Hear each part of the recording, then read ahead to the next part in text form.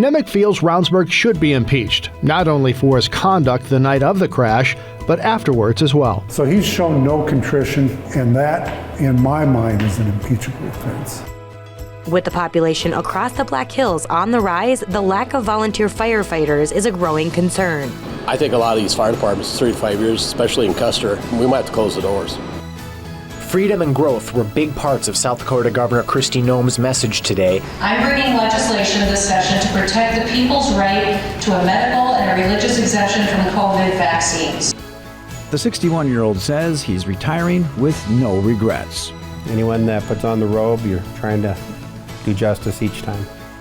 When the state applied for a 2021 show, the permit was denied, which led to a lawsuit. But there will be no impairment of park resources and values from implementation of the fireworks show. Mayor Paul Tenhagen says the pandemic has elevated the need for mentors. With distance learning and the mental health challenges that we're seeing are also very real. Senator Thune says that would be a drastic measure to pass what he feels is flawed legislation. By getting rid of the legislative filibuster, they are forever changing the Senate. At almost 100 years old, Edith Warren wanted to check skiing off her bucket list. She's always wanted to ski and she was never able to. This is her big day.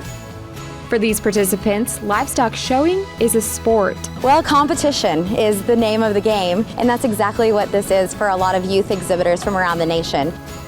The House Minority Leader and Sioux Falls Realtor told an audience he'll follow the will of the people. I'm Jamie Smith, and I'm running for governor. The charity Emily's Hope bears her daughter's name, and this weekend brought a fundraiser for it. The opioid epidemic is here. An executive order issued by Governor Kristi Noem directing the state health department to enforce new rules concerning medication abortions. Noem's executive order is on hold because of a temporary restraining order. This year's burger battle is also breaking records. The total amount of votes was 11,000. This year, it's already over 16,000. The South Dakota Amateur Hockey Association suspended Keaton Sturt. The association says he was suspended for verbal abuse of a teenage official. We have standards of professionalism that we also have to maintain.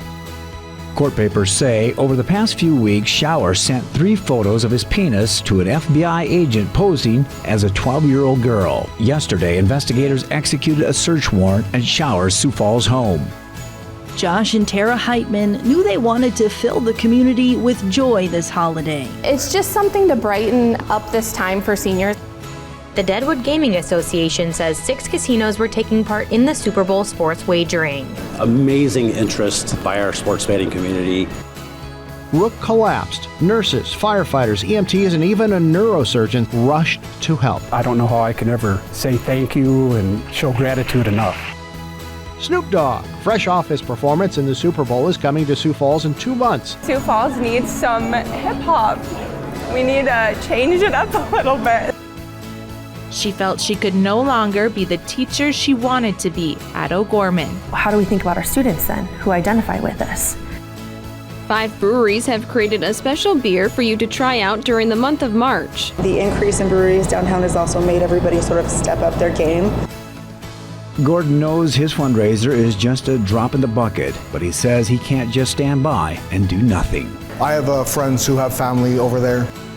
The Brookings Health System has been able to hold its ranking in the top 1% of all rural community hospitals. We came through this as a family.